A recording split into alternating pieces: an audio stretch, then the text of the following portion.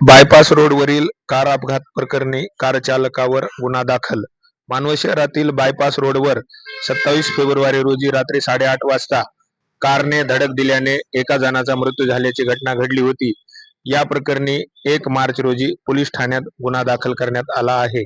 सूरज भाकरे यांच्या तक्रारीत नमूद करण्यात आले आहे की त्यांचे वडील द्वारकादासजी भाकरे हे घरी येत असताना शहरातील वळण रस्त्यावर आई हॉटेल परिसरात समोरून येणाऱ्या कार चालकाने कार क्रमांक MS 22 BC 5585 या कार चालकाने जोराची धडक दिली.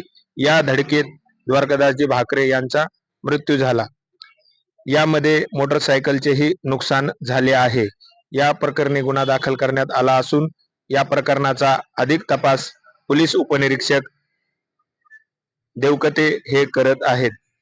मानवत तालुक्यातील बातम्यांचे अपडेट जाणून घेण्यासाठी यूट्यूबवर जाऊन सत्यशील ऑफिशियल चॅनलला सबस्क्राईब करा.